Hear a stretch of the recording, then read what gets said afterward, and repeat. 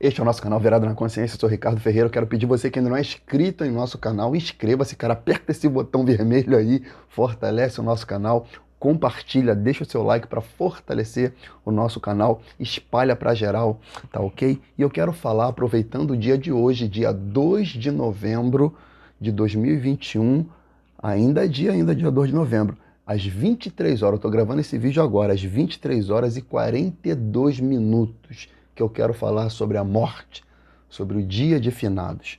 O que a Bíblia diz sobre o dia de finados? O que a Bíblia diz sobre culto aos mortos, né? Melhor dizendo, né? Aonde se originou o culto aos mortos, essa celebração da morte, né? Tem feriado do dia de finados e com todo respeito, amado, eu estou dizendo isso, eu não estou debochando, eu não estou polemizando, e nem aproveitando, eu quero divulgar, espalhar a verdade da palavra de Deus. Não é a minha verdade, não é o que eu acho, não é o que eu penso.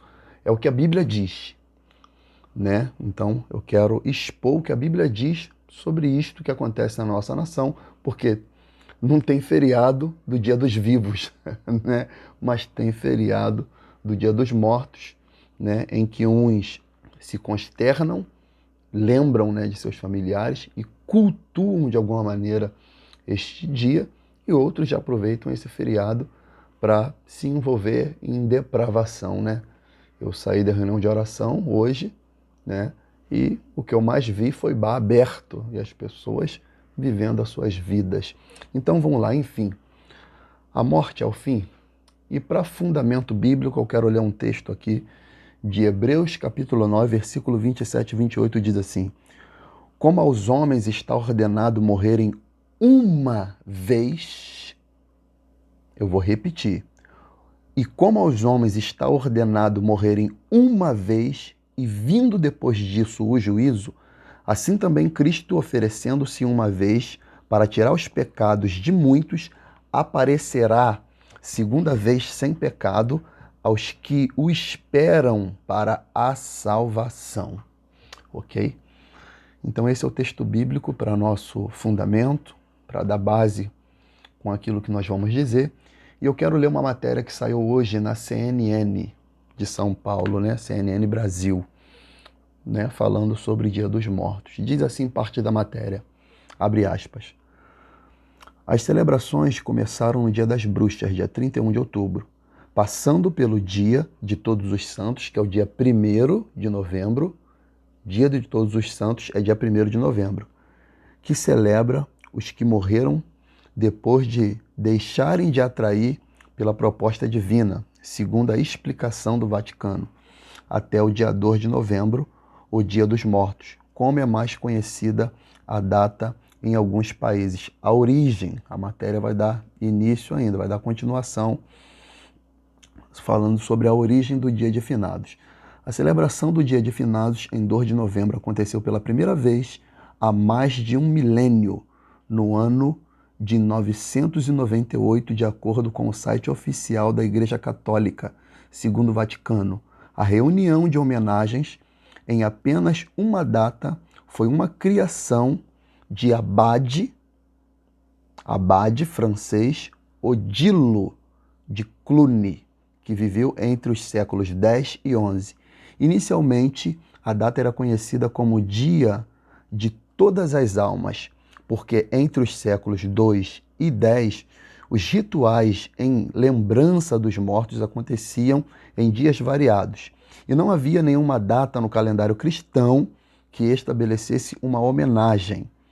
As primeiras cerimônias eram, em geral, realizadas pelos familiares no terceiro dia após cada enterro.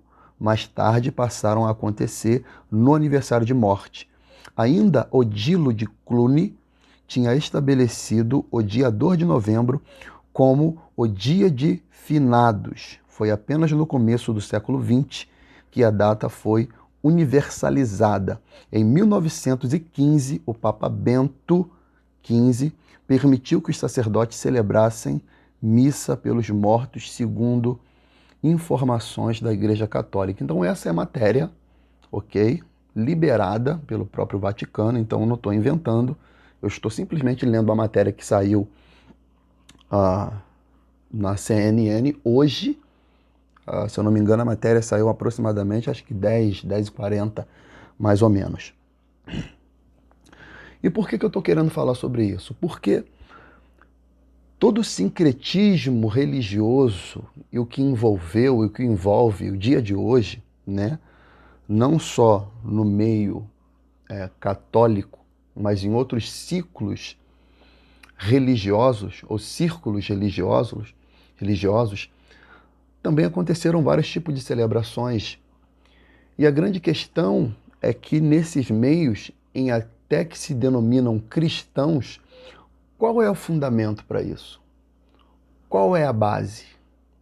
Se o manual de regra de fé e prática da vida cristã não é o que um padre diz, o que o Papa menciona, e nem o que um pastor diz, mas é o que a Bíblia fala, é o que a Bíblia diz, o que Cristo falou sobre isso, ok? E aí quando se fala de morte, né, aos incrédulos que diz assim, mas ninguém voltou de lá para dizer. Não, teve um que voltou para dizer, ô glória. Teve um sim que venceu a morte e voltou para dizer, e antes de ir já tinha dito muita coisa, e depois que voltou também falou muita coisa. E o nome dele é Jesus Cristo, o Filho de Deus. Ele venceu a morte. Atos diz que ele foi solto ante as ânsias da morte, porque a morte não pôde contê-lo, ô glória. E o livro a epístola de 1 Coríntios, capítulo 15, faz um relato absurdo, e que é questão de fé. E eu creio na palavra de Deus. A Bíblia, para mim, ela não contém a palavra de Deus, ela é a palavra de Deus. E 1 Coríntios relata essa situação em que Cristo ele vence a morte. E mais ainda, olha só o que diz. 1 Coríntios capítulo 15, versículo 1 em diante diz: Também vos notifico, irmãos, o evangelho que já vos tenho anunciado, o qual também recebeste, no qual também permaneceis, pelo qual também sois salvos, se o retiverdes tal como vou-lo tenho anunciado, se é que crerdes em vão. Porque primeiramente vos entreguei o que também recebi, que Cristo morreu por nossos pecados, foi a causa, segundo as Escrituras, ou seja, estava escrito que Cristo viria e morreria por causa de nossos pecados, e que foi sepultado, ou seja, a confirmação da morte, e que ressuscitou ao terceiro dia, ô glória, segundo as Escrituras, e agora o mais estupefato, o mais estarrecedor da palavra de Deus, e que foi visto depois de ressuscitado, foi visto por Cefas, que é Pedro, e depois pelos 12, e depois foi visto uma vez por mais de 500, foi visto mais de uma vez por mais de 500 irmãos, dos quais vive ainda a maior parte, mas alguns já dormem no Senhor. Esse dormem aqui é um eufemismo. Paulo não está falando de sono da alma, não. Paulo está usando um eufemismo para dizer que morreram no Senhor, morreram na fé, ok? Então Cristo, depois de morrer, depois de ser sepultado, depois de ressuscitar, ele foi visto por Pedro, ele foi visto pelos 12 e foi visto uma vez por mais de 500 irmãos. Mais de 500 irmãos. Aí Paulo continua. Depois foi visto uma vez por mais de 500 irmãos, isso, dos quais ainda vive a maior parte, alguns dormem também. Versículo 7. Depois foi visto por Tiago, e depois por todos os apóstolos, e por derradeiro de todos me apareceu também a mim, como abortivo. Versículo 55, para a gente fechar aqui. Onde está a morte? Aí Paulo ele vai fechando. Onde está a morte, teu aguilhão? Onde está o inferno, a tua vitória? Ora, o aguilhão da morte é o pecado e a força do pecado é a lei, mas graças a Deus que nos dá vitória por nosso Senhor Jesus Cristo. Portanto, meus amados irmãos, sede firme, constante e sempre abundante na obra do Senhor, sabendo que o vosso trabalho não é vão no Senhor. Por que Paulo ele dá esse questionamento contra a morte e contra o pecado, porque Cristo venceu a morte e o pecado, e no meio disso tudo ele fala da glorificação, da ressurreição daqueles que têm a fé em Jesus Cristo, o Filho de Deus. Aleluia. E ele fecha o capítulo fazendo uma convocação para aqueles que têm a fé, sejam firmes, constantes, sempre abundantes na obra do Senhor, sabendo que o vosso trabalho não é vão no Senhor. E que trabalho é esse? Que obra é essa que Paulo está falando? É pregar? Evangelizar? Discipular? Não. A obra aqui é permanecer crendo em Jesus Cristo. Evangelho de João 6, 29, se eu não me engano, diz que perguntaram certa feita ao Senhor: Senhor, dize-nos a obra do Senhor para que executemos. E Jesus Cristo falou: a obra do Senhor é esta. Qual? Que creiais naquele que ele enviou. Então a obra é permanecer crendo no Filho de Deus. Oh glória! Oh glória! Então Cristo ele tem total autoridade para falar sobre a morte, porque ele venceu a morte. Aleluia. E qual o motivo, amado, da morte? Qual o motivo da morte provocar tanto pânico no ser humano? Qual o motivo da morte impactar tanto a raça humana? Porque, verdade seja dita, amado, nenhum de nós quer morrer, ok? Eu vou falar um pouco mais sobre isso lá na frente. Mas eu quero falar primeiro agora qual o motivo da morte. Porque Deus ele não criou o homem. Eu sou criacionista, logicamente, eu creio na Bíblia, então eu sou criacionista. Deus não criou o homem para a morte. Deus criou o homem para a eternidade. E Deus coloca o seu ser criado no jardim para experimento, para testá-lo. E o homem não passa no teste. Gênesis 2,16, a Bíblia diz: e ordenou o Senhor Deus ao homem, dizendo: de toda árvore do jardim comerás livremente, mas da árvore da ciência do bem e do mal, dela não comerás, porque no dia que comeres, certamente morrerás. Certamente morrerás. Então, o que levou à morte ao homem foi a desobediência. A desobediência levou o homem à morte na persona de Adão, o protótipo da humanidade. Por isso que Romanos 5,12 diz assim: pelo que como por um homem, Adão, entrou o pecado no mundo e pelo pecado a morte, assim também a morte passou a todos os homens, por isso todos pecaram. Aí alguém pode falar assim: não, mas eu não tenho nada a ver com Adão, quem pecou foi ele, quem errou foi ele, ok. Mas na pessoa de Adão, na característica de Adão, na desobediência de Adão, o pecado foi transmitido a todos. E aí eu te pergunto, você que se indaga dessa maneira, você já mentiu alguma vez? Uma única só, não estou pedindo mais de uma não, uma. Você já falou uma mentira? Já, né? Então você já não é digno do céu, você já é passivo do inferno. Eu já sou passivo do inferno. Todos nós somos, porque nós somos oriundo de Adão. O salmista Davi ele fala que em pecado me concebeu a minha mãe. Então, a gene do pecado, a genética do pecado já está na nossa natureza. Nós somos praticamente feitos para pecar. Nós somos uma máquina de pecado.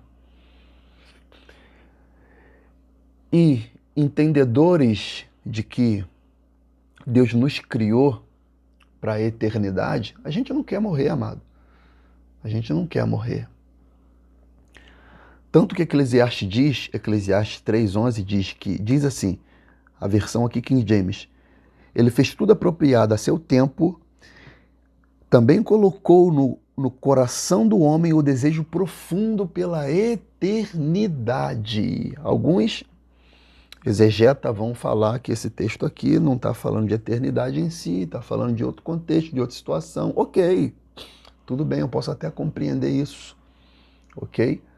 Mas também a Bíblia vai falar em Atos 17, 26 em diante, diz assim, ó: E de um só fez toda a geração dos homens para habitar sobre a face da terra, determinando os tempos já dantes ordenados e os limites da sua habitação, para que buscassem ao Senhor, se porventura tateando pudessem achar, ainda que não está longe de cada um de nós. Então Deus, através de um, fez toda a geração, Adão, ok?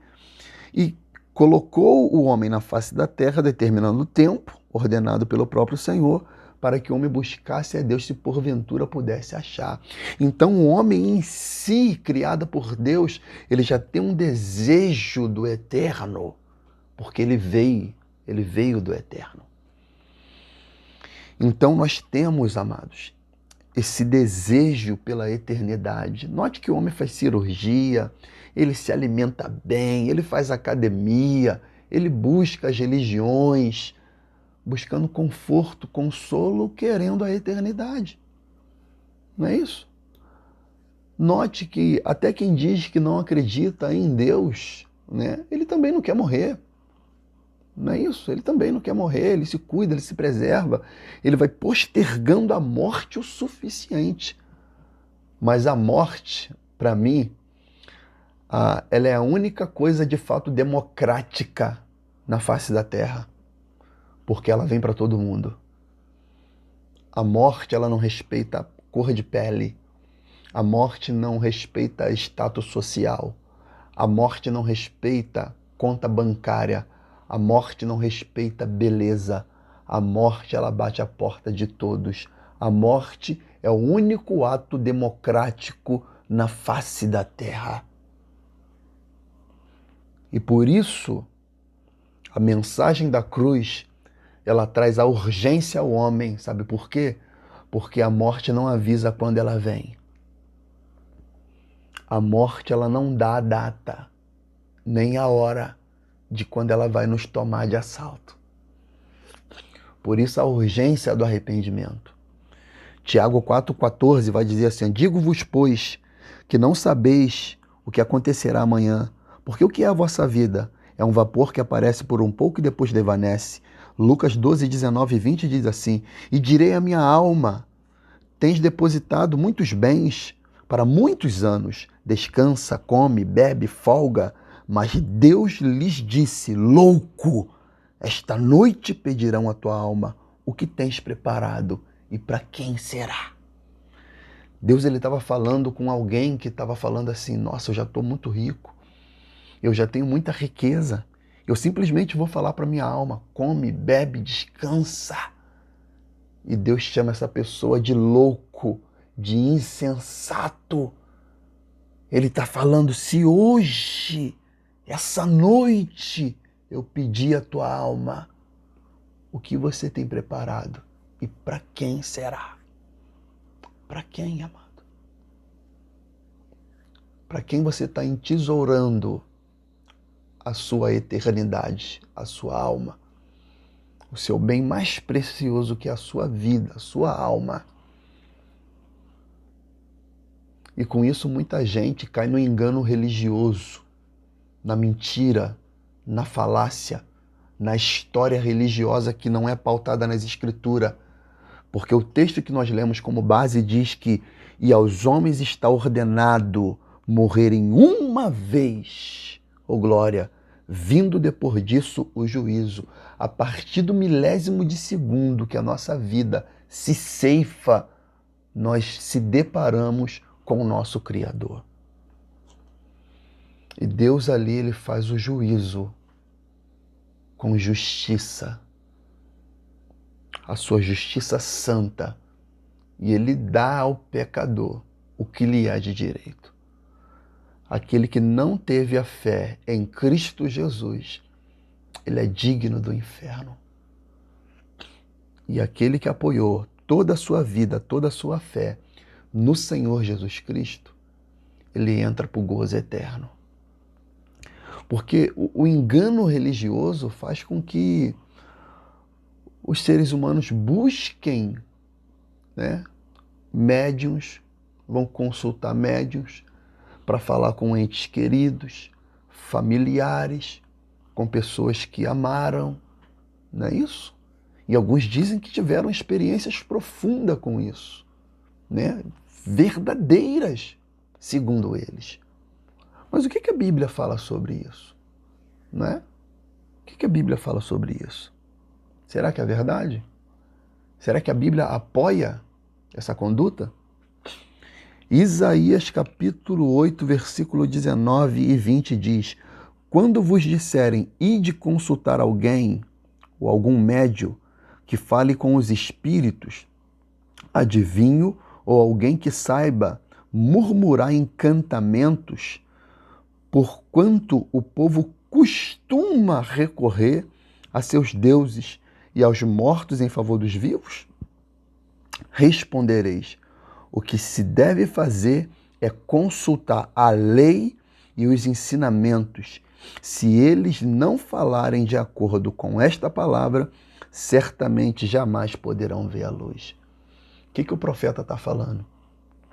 Quando alguém fala, eu vou consultar um médio, um adivinho, para consultar espíritos familiares, diz em outra tradução, você tem que falar assim para eles, a favor, consultar os mortos a favor dos vivos.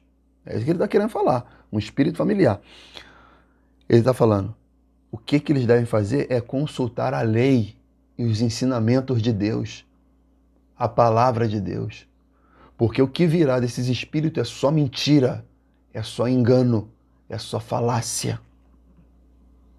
Sabe por quê? A Bíblia diz, 2 Coríntios 11, 14 e 15, não é maravilha que o próprio Satanás se transfigura em anjo de luz. E não é assim que eles aparecem? Como anjo de luz? Como alguém que vai trazer a paz? Como alguém que vai te reconectar com aquele que já partiu? E a Bíblia diz que após a morte segue-se o juízo. Segue-se o juízo. E a Bíblia diz, e não é muito, pois que os seus ministros se transfigurem em ministros da justiça, a fim dos quais será conforme as suas obras? Então a Bíblia diz que o próprio Satanás se transfigura em anjo de luz para enganar, para enganar. Você lembra da passagem de 1 Samuel, capítulo 28, do versículo 1 ao 14, que Samuel, ele fica desesperado, ele busca o Senhor, mas o Senhor não responde, né? Ele busca os profetas, os sacerdotes, e Deus não responde. E aí o que Saul faz? Ele vai consultar uma feiticeira. E quando ele chega lá, ela pergunta para ele o que ele quer. Ele falou assim, eu quero consultar o espírito do profeta Samuel. Aí ela vai, quando ela consulta, a Bíblia diz assim, que ela vê o espírito como de Samuel. Por que ela vê o espírito como de Samuel? Porque Saul falou. Porque você pode reparar, todas essas pessoas, amados, eu vim de uma religião afro. Passei pelo catolicismo e estou no evangelho. Eu sei do que eu estou falando.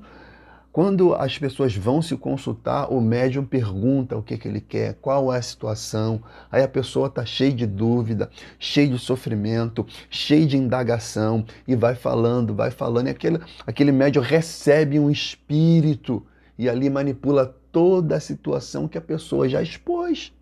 E a pessoa vai acreditar. E o espírito de enganação vai até falar circunstância que a pessoa não falou. Porque o espírito sabe como ganhar o coração daquela pessoa. E a pessoa acredita nesse engano religioso. Você entendeu? Porque a parábola que Jesus ele ensina, do rico e o Lázaro, de Lucas 16, 19 a 31, diz assim, versículo 26, além disso está posto um grande abismo entre nós e vós, de sorte que os que quiserem passar daqui para vós não poderiam, nem tampouco os de lá passar para cá. O que ele está falando? Que não tem possibilidade após a morte. Depois que alguém morre, não tem como ter conexão com ele e nem ele com a gente. Acabou. Quem morreu está no inferno sem Cristo e quem morreu com a fé em Cristo está no seio de Abraão, meu amado. E mais, consciente. sabendo o porquê que está no inferno. Detalhe, esse rico aqui, que nem nome tem, ele tinha nome na terra, mas não era reconhecido no céu. Ele nem murmura o porquê que ele está lá. Sabe por quê? Porque ele sabe que o juízo de Deus é justo. É justo. É justo, meu amado. Ele nem reclama. E aí o que ele diz? Olha só. E disse ele: rogo-te, pois, ó Pai, que me mandes à casa de meu pai, pois tenho 5 irmãos, para que lhes dê testemunho, a fim de que não venham também para este lugar de tormento. Quem morre sem Cristo não está em paz. Você já reparou? O cara trafica, o cara mata, o cara rouba, o cara se prostitui, o cara mexe com o jogo do bicho, o cara faz tudo de errado na vida. Quando morreu, agora está num bom lugar. Não está. Não está num bom lugar. Não está em paz. Está em tormento. Aí sabe o que Deus responde para ele? Porque ele fala: manda alguém daqui para lá avisar ele, porque eu tenho 5 irmãos. Manda alguém daqui para lá. Eu tenho 5, e 5 na Bíblia fala de livre-arbítrio, escolha. Ok? Aí sabe o que Deus responde para ele? Eles têm Moisés e os profetas, os ouçam-nos. Eles têm a lei e aqueles que pregam da lei, que eles deem ouvido. Que eles deem ouvido. E o texto continua aqui. E disse ele: não, Abraão, meu pai, mas se algum dos mortos fosse ter com eles, arrepender-se-iam. Porém, Abraão lhe disse, que é o tipo de Deus aqui: se não ouvem a Moisés e aos profetas, tampouco acreditariam ainda que algum dos mortos ressuscite. Então ele está falando, se eles não acreditarem na palavra de Deus e de quem prega a palavra com verdade, de maneira nenhuma eles acreditariam se um espírito saísse daqui e falasse a eles. Deu para entender? Então não tem essa conversa fiada, amado. Não adianta, amado. Me perdoe. Com muito carinho, com muito respeito, principalmente nesse ano de pandemia, em que infelizmente nós perdemos milhões de pessoas no nosso país por negligência governamental, por desvio de recurso público, por desleixo de alguns médicos também que escolhia quem ia viver e quem ia morrer. Enfim, todos esses vão dar conta. Num ano difícil que nós estamos passando, muitas pessoas morrendo por fome, desemprego, pessoas perdendo seus empregos, tendo que morar na rua, que muitas pessoas morreram, amado. Eu falo isso com muito respeito, com muito carinho a você, que perdeu o ente querido por causa desse vírus. Mas deixa eu te falar, isso é uma mentira. Não adianta fazer oração por aquele que morreu. Não adianta consultar espírito a alguém que morreu. Isso é engano, isso é mentira. Está ordenado ao homem morrer somente uma vez, após a morte o juízo. O juízo. E versículo 28 desse texto de Hebreus diz: assim também Cristo, oferecendo-se uma vez, só teve um sacrifício perfeito, santo, aceito, propício para salvar o homem. Ele diz, para tirar os pecados de muitos. Por que ele diz para tirar o pecado de muitos? Porque não é de todos, porque nem todos vão crer. Então ele tira o pecado de muitos, mas não de todos. Porque você tem a sua escolha de escolher crer ou não crer em Cristo.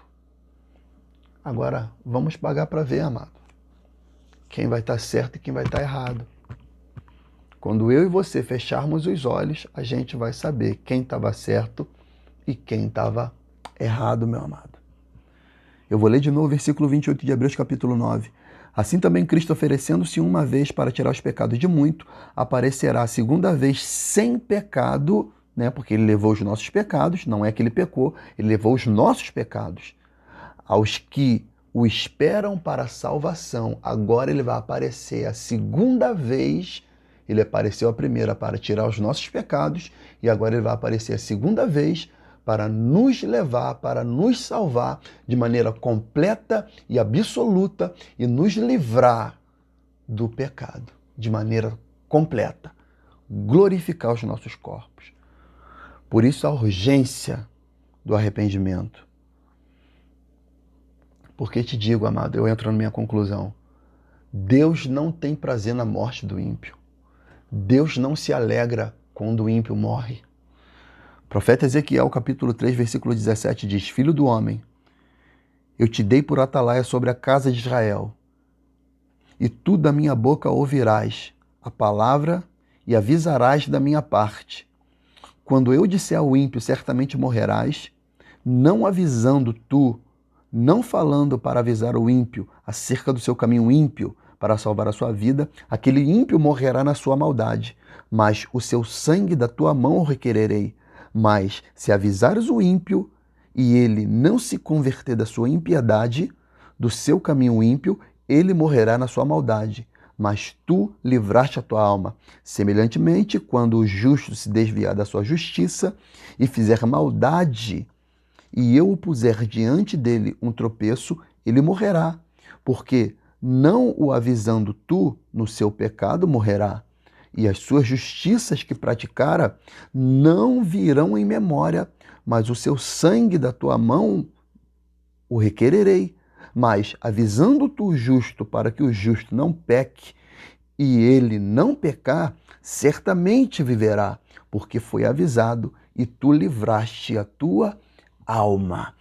Ezequiel 18, 23 e 32 diz assim: Desejaria eu, está dizendo o Senhor, desejaria eu de qualquer maneira a morte do ímpio, diz o Senhor Jeová? Não desejo, antes que se converta dos seus caminhos e viva. Versículo 32, porque não tomo por prazer a morte do que morre, diz o Senhor Jeová. Convertei-vos, pois, e vivei. 1 Timóteo 2, 3 em diante diz: porque isto é bom e agradável diante de Deus nosso Salvador, que quer que todos os homens se salvem e venham ao conhecimento da verdade, porque há um só Deus e um só mediador entre Deus e os homens, Jesus Cristo, o homem, o qual se deu a si mesmo em preço de redenção por todos, para servir de testemunho a seu tempo. A esperança daquele que tem a fé em Cristo Jesus é a ressurreição. Aleluia! Assim como ele ressuscitou. Oh, glória!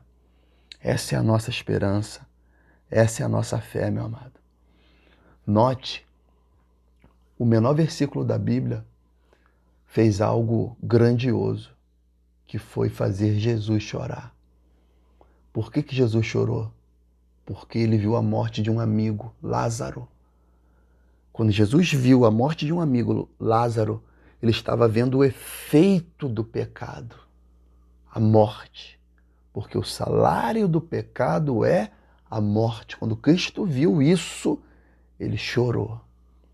Por isso que fora necessário ele morrer, ser sepultado e ressuscitar, aleluia, ao terceiro dia. Aleluia, aleluia. Por isso que ele disse ainda na passagem de Lázaro, Evangelho de João 18, 25, ele falou assim: eu sou a ressurreição e a vida, e aquele que crê em mim, ainda que esteja morto, viverá. Aleluia, aleluia.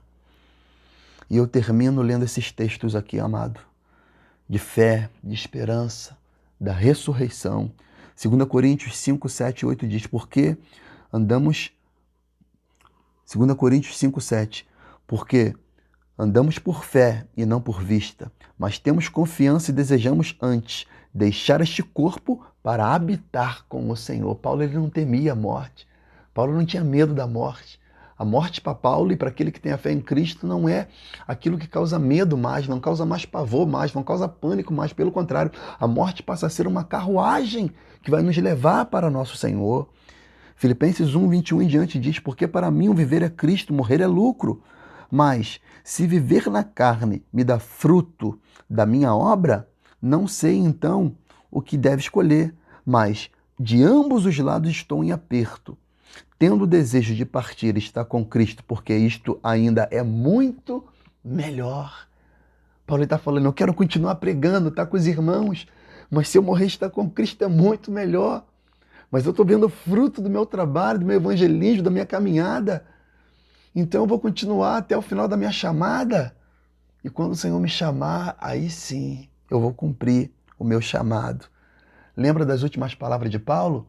2 de Coríntios capítulo 4, versículo 7. Ele falou, combati um bom combate, acabei a carreira e guardei a fé. Agora me está reservada a coroa da justiça, a qual o Senhor me dará naquele dia. A qual o Senhor juiz me dará naquele dia, não somente a mim, mas todos quanto amarem a sua vinda. Então Paulo, ele tinha uma esperança de receber uma coroa, ainda que na terra ele fosse ser decapitado. Ele sabia que no tombar do seu corpo na terra, sua alma e o seu espírito estaria com o Senhor pela eternidade. Aleluia. Como Estevão estava sendo apedrejado, e a Bíblia diz que ele viu o Senhor assentado no trono, de pé, assentado lá na eternidade, ficou de pé para receber ele. Aleluia! 1 Epístola de João 3,2 diz, amado, agora somos filhos de Deus, ainda não é manifesto que havemos de ser, mas sabemos que quando ele se manifestar aqui fala de arrebatamento, seremos semelhantes a ele, porque assim como ele é, o veremos. Por que o veremos como ele é? Porque nossos corpos vão ser transformados, aleluia. E eu leio este último texto aqui para essa reflexão. 1 Tessalonicenses 4,13 em diante diz, não quero, porém, irmãos, que sejais ignorantes acerca dos que já dormem. Dormem aqui é um eufemismo para quem morreu na fé. Para que não vos entristeçais como os demais que não têm esperança. Porque se cremos que Jesus Cristo morreu e ressuscitou, assim também aos que em Jesus dormem, Deus os tornará a trazer com ele. Dizemos, pois, isto pela palavra do Senhor, que nós, os que ficarmos vivos para a vinda do Senhor, não precederemos os que dormem, porque o mesmo Senhor descerá do céu com alarido e com voz de arcanjo e com a trombeta de Deus, e os que morreram em Cristo ressuscitarão primeiro, depois nós, aleluia, os que ficarmos vivos, seremos arrebatados juntamente com Ele nas nuvens, ao encontrar com o Senhor nos ares, e assim estaremos sempre com o Senhor. Portanto, consolai-vos uns aos outros com essas palavras. Então, a morte, o sepultamento e a ressurreição de Cristo é a evidência cabal de que Cristo venceu a morte. E agora aquele que tem a fé em Cristo Jesus pode ter a esperança de que no fechar dos olhos aqui, ele pode abrir na eternidade.